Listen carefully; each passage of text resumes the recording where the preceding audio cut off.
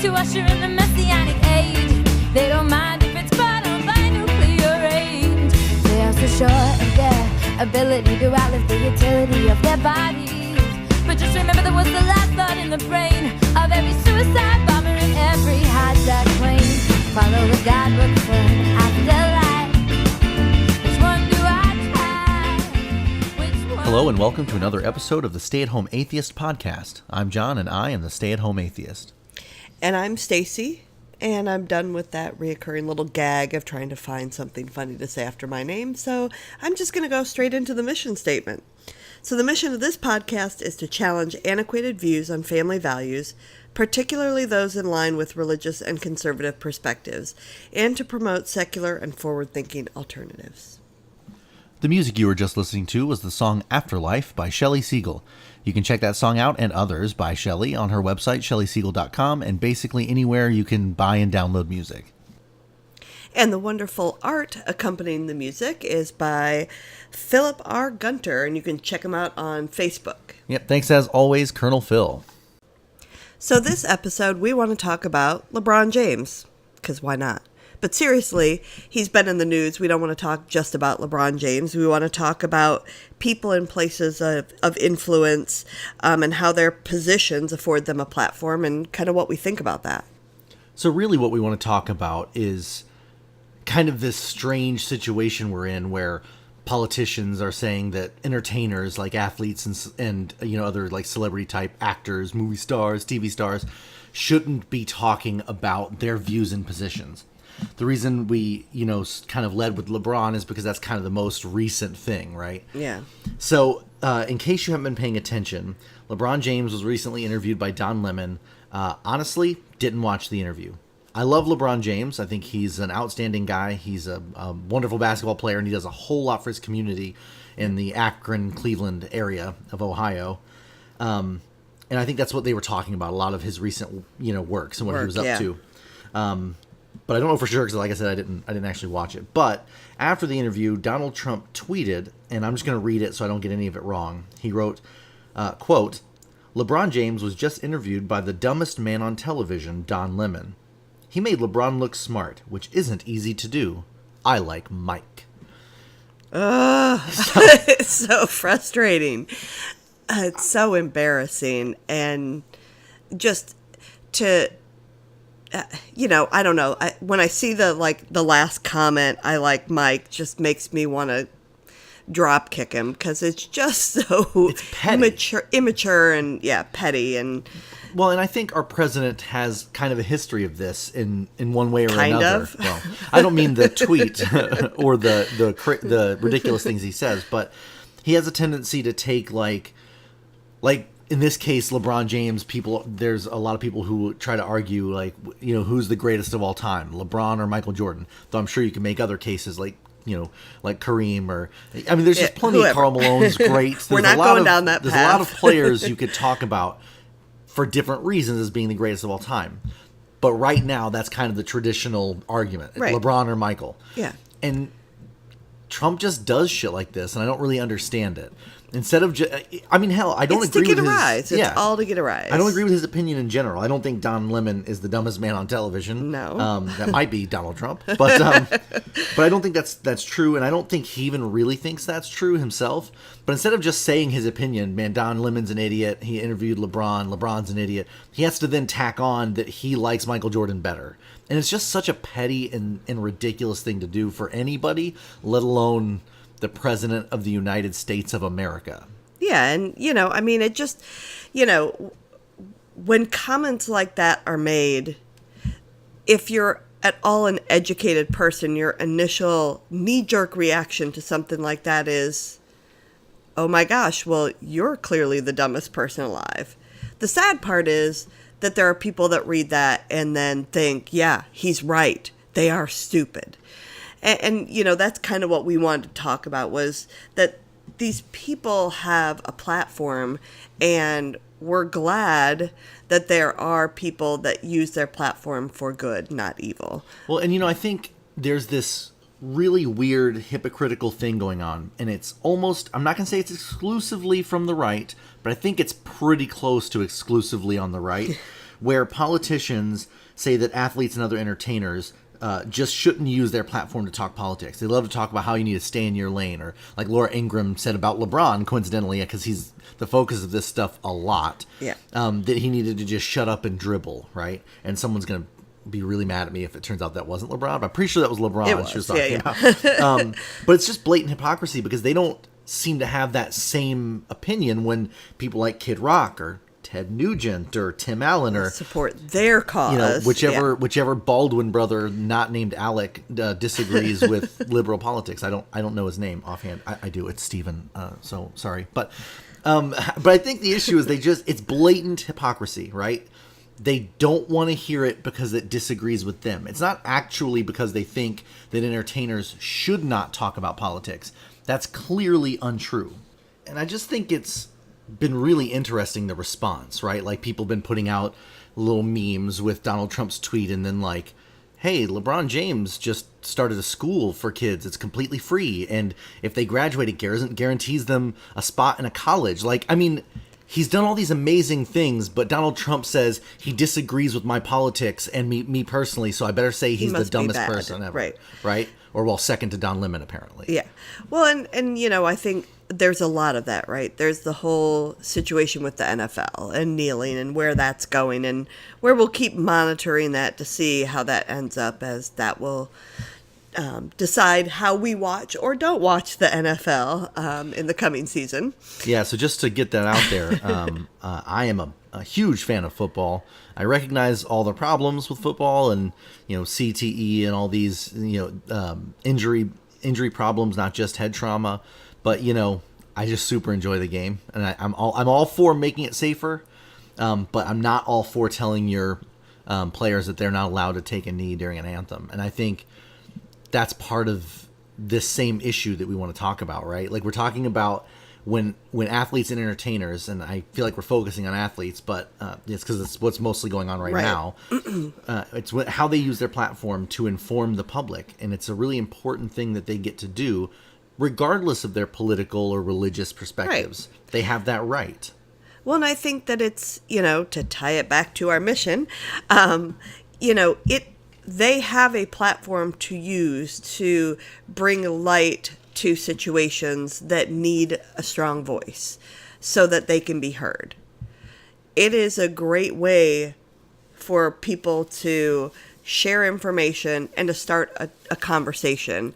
And, you know, the great thing about it is it's a way for your kids to hear a different story and hear something from somebody that they look up to. They don't want to hear it every single day from just their parents. It's right. important for them to get messaging from you know, their idols, basically. Their idols, exactly. Even though it's not always going to be the right messaging, so you have to be ready for that too. Yeah, and I think that, you know, in this age of the internet and having all this information at their fingertips, God, we sound old. And I know, and memes galore, you know, it's a great time for someone's voice to be able to, you know, be heard. But it's also a great time to teach your kids how to do research and how to understand what they're seeing and what they're sharing before they share it. Yeah, I think unfortunately a lot of what's going on is, you know, it's the thing is we're talking about athletes and entertainers, but it's not even just that. It's the messages that you can get on the internet in meme form, an image with text over it. A quick share, a quick laugh. And people just share without doing that research. And so that's an important part of this conversation as well, because while I happen to agree, as far as I'm aware anyway, with the politics of LeBron James, so I'm like, okay, well, he says this thing, and I'm cool with that. So if my kid loved basketball, which he's not into basketball, but if he did, that'd be a message he could hear that would be positive for him. Right. But he might also hear a message from a more conservative entertainer who he likes. And so that's another area where, as parents, you have to understand what your kids are hearing and seeing and what they have access to so that you can help counter that. A good example is recently, without naming any sort of name, so I apologize if anybody related to the story is listening, but someone I know on Facebook shared things that were just blatantly untrue, and you know, I made that correction and said, hey, you know, there's a problem here. What you're sharing is a lie. It's a propaganda. And instead of just kind of understanding that, they were really upset about being corrected. And so I think it's doubly important to teach your children that being corrected is a good thing. Well, I think the key here is know what your kids are seeing and having those discussions and teaching them to question, not just assume. Because in this situation, it was from a family member, so they assumed the family member was doing the right thing or sharing the right information. And what I think is important when we start talking about being an atheist and teaching your kids to question and to ask questions, you know, it's the same thing when it comes to the internet and memes, right? Because you can't let your kids just blindly believe anyone, whoever they are, right? I don't want my kids to blindly follow me either. Yeah, that's really the thing, right? It doesn't matter what that source is. You as a parent have to teach your children to know when something sounds a little off. And even if it doesn't sound off, to just double check. Just make sure. Yeah, I mean, I'm guilty too. Occasionally I share something and I just didn't do my due diligence there. And when someone calls you on it, I fix it. Yeah, and exactly. I try to thank them because Yes. like everybody else, I hate being corrected because I hate having been wrong. 'Cause you're it's not human. the correction that bothers me. Yeah. It's that I was incorrect in the first place. Exactly. But then in the end, it kind of does a weird circle and says, "Oh, but now you're not incorrect, so feel good about that." So it's an interesting thing, but we should shift that dynamic from I don't want to be told I'm wrong to the more I'm told I'm wrong, the less often I'm going to be wrong. Be wrong, exactly. So I think it's an important topic, and to kind of summarize a little bit because I think we kind of went off on some tangents there. I don't care if you're conservative, liberal, Christian, Muslim, atheist. I don't care. You have every right to say your piece, especially if you're in the public eye.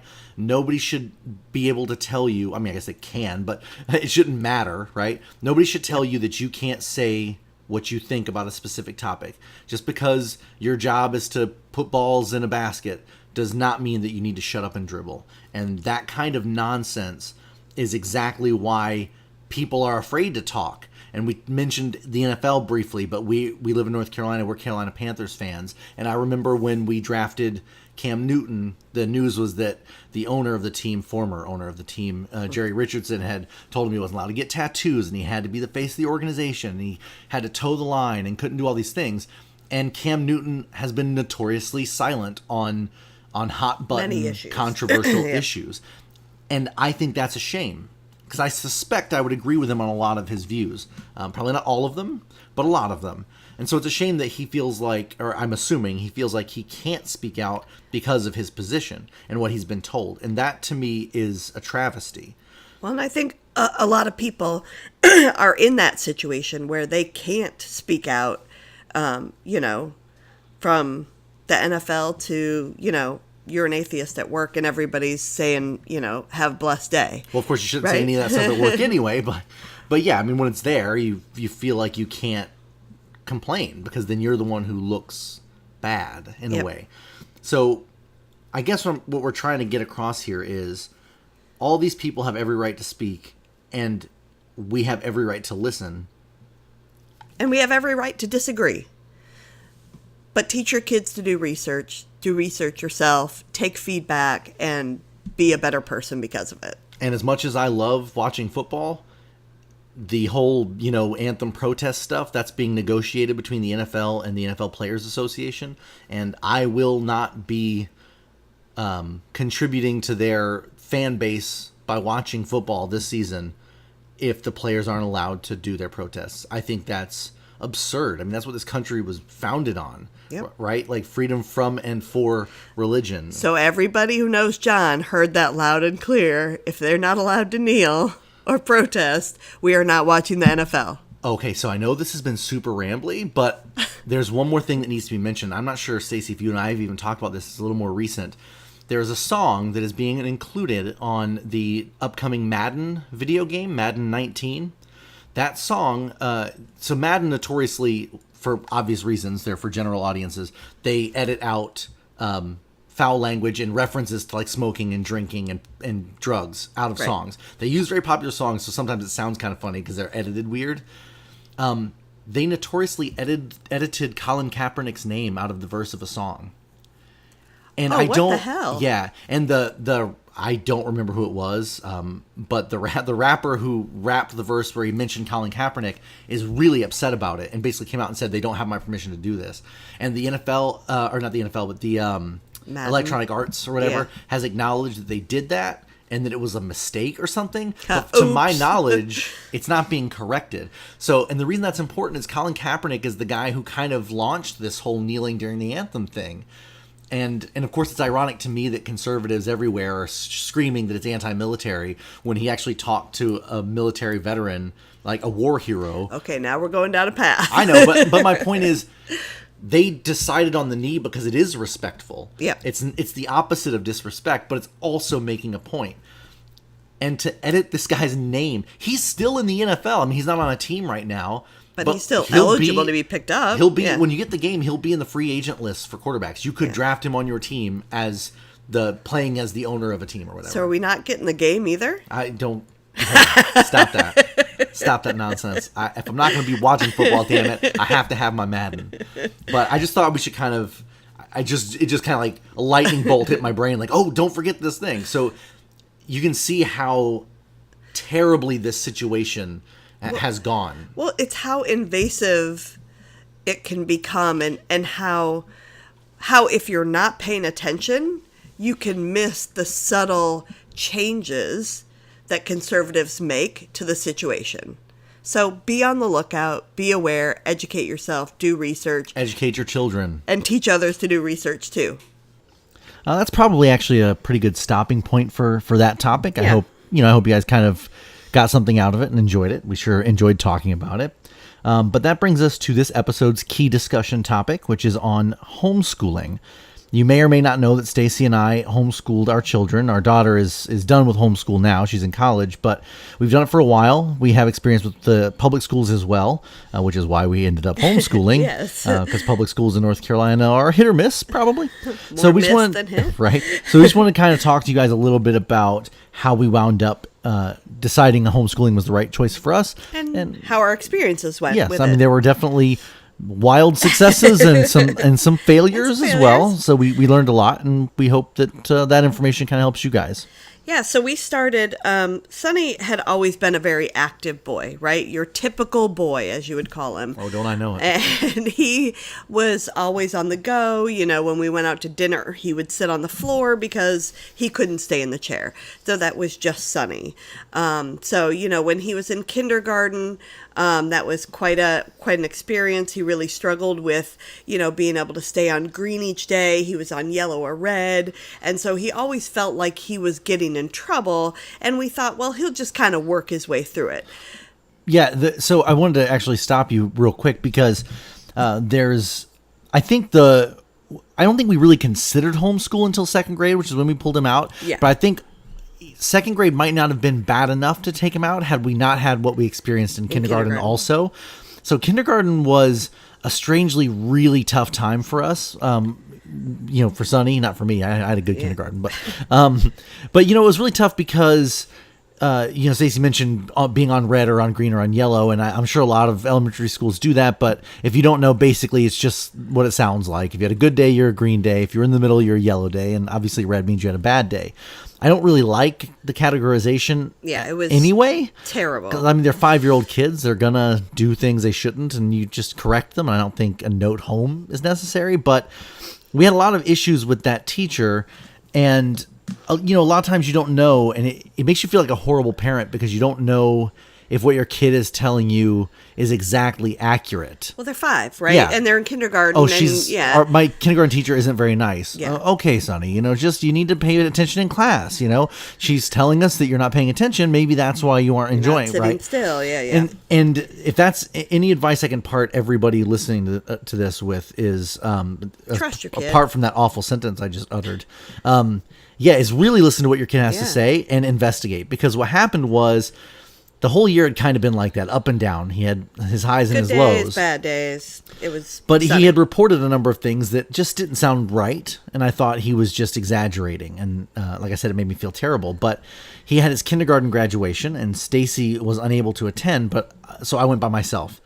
And they do the whole thing. No, don't clap until all the names are called. But they're 5-year-olds, so of course they're all going crazy, clapping and cheering for all the names, right?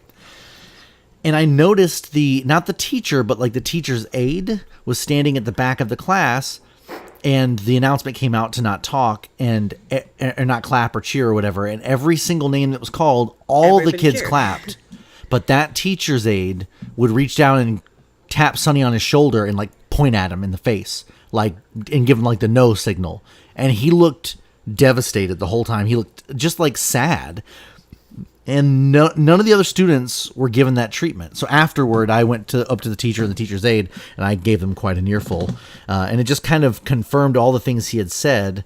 They were never so harsh that you feel the need to rush to the school and find out what's happening, but it's just enough to make you wonder why nobody else told you. Like, why the teachers didn't explain to you what was going on. They had apparently been making him sit by himself at lunch at one point in time, because they thought he couldn't behave himself around the other students. I think that was in second grade. That was kind of one of our hurdles. He had that a couple times in kindergarten, but when he went, so we changed schools. We moved. We changed schools, and he got into a better school. And in first grade, he had wonderful teachers. Like, can't say enough. 2 teachers split the day, so they weren't too exhausted. Like, they were great. They knew that kids were kids, and they worked with them to try to make sure that they were learning and growing, but not being hindered because you need to sit in a seat. And so we were really excited that first grade was great, and then second grade started. And it went downhill again. It was worse. It was worse than kindergarten. Yeah. Second grade was really tough. He was always sad. He was always devastated. We found out that he was sitting alone. And he came home, and finally, I think he cried and told you about sitting by himself at lunch. Yeah, he was really upset after school, and I was reading the report home from the teacher, which was pretty neutral, if I remember correctly, that specific day. But he just started crying, and I was like, "What? What's going on? This isn't that bad. This is, you just need to pay attention." And he said, "I just don't understand why I can't sit with my friends at lunch." And the teacher never once told us that Sonny was being required to sit alone. Not like days he was bad. Yeah. Like all the time. And so when we called her on it, she was like, "Oh, I didn't know it was happening that often. I'm sorry." And so then, by that point, we realized that Sonny had severe ADHD. He was diagnosed, and we started trying different medications. And let me just interject real quick, because we are not going to get into the ADHD bit too much today. I think we'll save that for another episode. Another day. But just know that we trust medical science, and when they told us that what ADHD was and what we needed to know about it, we agreed immediately on trying medications, because that's what the doctor recommended. I just want to throw that out there, but we may talk more about this at a future date. So we went through the whole process of trying different medications, and then we went on a field trip. And he was on I think we should backtrack just a tiny bit, if you don't mind.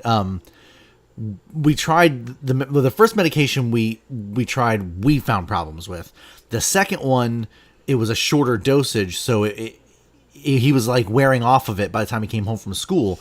And the teacher was sending reports home about how wonderful he had been. And I think that's the important bit we don't want to miss there. But go ahead. Sorry. Yeah, so we went on a field trip with him while he was on that medication, and he was miserable. It was a science museum, interactive children's museum, and he was in tears at pretty much every activity because he couldn't do it right. And we realized that was not our kid. He was not happy. He was stressed out with everything that was going on, and he was just devastated. And that was kind of our turning point, where we realized we had to do something. And we started doing some quick research on what it would take to homeschool in our state. Surprisingly easy. And so we put all the pieces together and took him out of school within a week, I think. Yeah. It was very quick. And that's actually the reason I threw in that little let's backtrack, is because that was the straw that broke the camel's back, was realizing that the teacher was raving about his great behavior because she liked him just shutting his mouth. Yeah. And that's a problem. And that's not our kid. A teacher shouldn't want a quiet student. I mean, sometimes you need the kids to be quiet, but you want your students to engage. And I think, the key is that it's such a hard process to go through, like to realize that your child isn't getting a fair education. So we started really talking through how do we fix this problem, and we started reaching out to some of our friends in our Triangle Free Thought Society, and lo and behold, a bunch of them homeschooled, and we had no idea. So we actually got to reach out to some groups and talk to some of our friends and learn about the homeschooling process. Which is relatively easy to do. So if you are interested or considering it and have that option, I would, say, talk to your friends, talk to your Facebook groups, mom groups, things like that, and find out what the requirements are in your state. In North Carolina, you only have to have a high school diploma and apply for a school name, and then you can start homeschooling immediately. So that's what we did. We went through the process of figuring out a school name after doing some research and learning how important that school name was, since it ends up being on their diploma. Yeah, you can't call it like you can, but you shouldn't call it like the Christopher Hitchens School for Atheistic Youngsters, because that will be on their high school diploma. Yes. You don't want to do that. You don't want to pigeonhole them with the school name. So I actually went with one that anybody listening to the show should be familiar with, as I quote him at the end of every single episode. So we are the Bertrand Russell School. Yes. So it was a fun and quick journey for us to go through that process. And so then we just pulled them out of school and said, we'll figure it out from there. Honestly, it's been, at the beginning of this little segment, I said that we'd had our ups and downs, we've made our mistakes, and we'd had our successes. I'd say we've had more successes than failures. I think the first thing we did, and it's funny looking back on it now because it feels so silly, but the first thing we did was really okay, we got to figure out the curriculum, and we looked online, and some people were like, oh, I don't even use one, I just kind of wing it, and we were like, what? You can't just wing it? Like, oh my gosh, what are you doing? How are they going to learn? So we were really particular, and we went to a homeschool bookstore, and it's actually a pretty funny story. We went inside, and we had already ordered some online stuff. Some online books, but we needed some science books and some math books. So we went to this bookstore in Raleigh, I believe. Yep. And we go inside. It's a cute little store, books everywhere. And the very first thing you see when you walk in is a rack of books that had book titles like Why It Takes More Faith to Be an Atheist, and Science for Christians, and Why Evolution is False. And we were like, oh God, run. But that's the only place we found that was a physical location we could go into. So we kind of decided to wait it out a tiny bit, and the owner, or whoever was, she may have just been a worker, but I feel like she was the owner, came over and was like, hey, what can I help you guys with? And we just sort of said, look, we need science books. And she pointed to that rack of anti-evolution stuff, and we said, well, we're secular. And the cool thing was, I'm sure she didn't love that, but she was really she was supportive. Like, oh, you need to go to this side of the store. Yeah, go to the back of our store where we keep those books for people who want to teach their kids real things. But it was a little weird. Yeah, but they did. I mean, there were racks of math books with Bible verses on every page, like craziness. But they were very accommodating and nice to us and helped us, find the right curriculum that we were looking for and the information in a section that had nothing religious in them. And so that's kind of where we started our journey, was books. We bought books. We bought instructional books and workbooks and all that good stuff. Yes, we spent a lot of money on books. That we definitely didn't need. That we didn't use. Yeah.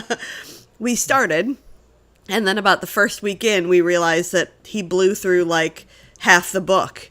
And we were like, what's wrong? What did we do wrong? Yeah, it was like, I guess it's what you don't realize when your kids are in public school, is that when you're in a classroom of 30 students, and it makes total sense, but you move at the pace of the slowest students, right? You can't, you can't move on to the next thing if there are kids asking questions. And Sonny has always been very bright. That's obviously a little bit of a brag, but even if I weren't trying to brag, it's just a factual statement. Yeah. And so it was so easy for him. So that's when I realized that when I had talked to friends who said, "Oh, we just wing it." I realized that, That's why. you kind of just wing it. You know, you just sort of let it go. You do testing once a year and make sure that they're where they need to be. And other than that, you just kind of one-on-one it. Well, and you figure out what they want to learn about. And it was a great experience for him to be able to learn about doing research online and, about things that he wants to do, because it's still reading. It's still doing research. It's still learning. It's just not following a curriculum in a book. And keeps excelling. And we're, so he's already a year ahead. Maddie actually did online high school, so she kind of did her own pace for high school, and she graduated a year early. And she is a year into community college and on the dean's list. So, we didn't screw that up too bad. She definitely had a bit of an adjustment going from homeschool high school. She had actually been in public school through 8th grade, and that's when she transitioned to homeschool. And she did a lot of it on her own, so it was a little bit of a different experience for her. And she struggled the first couple weeks in community college, and then really excelled and has just been killing it. She's really taken off. Yeah. I think we're going to wrap this up, but I do want to kind of touch on one more thing that I think is pretty important, and that's the inevitable knee-jerk reaction you get from people, particularly in the secular and atheist communities, when you say that you homeschool. There is this perception. I don't think it's even in secular. I think it's across the board. Yeah, that's true. That's my in at work when I'm like, "Oh yeah, I homeschool," and they look at me and I'm like, "Oh yeah, I'm an atheist." Yeah, that's when you can tell them that don't worry, we're not teaching just the Bible. Of course, you might get some applause from some people, but yeah, there is a knee-jerk reaction that you get. And I'm a big fan of the Atheist Community of Austin's programming and the Atheist Experience. They've had hosts talk about the problems with homeschooling, and everything they say is correct. It's just that some people don't do those things. Yeah. So it's worth kind of mentioning that you will get negative reactions when you decide to homeschool if that's a route you take, and you just kind of have to tell them, look, we don't teach them what's in Matthew, Mark, Luke, and John. We teach them what's in their math books and their history books and I think the other big thing is teaching real history and real events and making sure that they understand it in a realistic perspective, right? It's not just we read it in this book and there it is.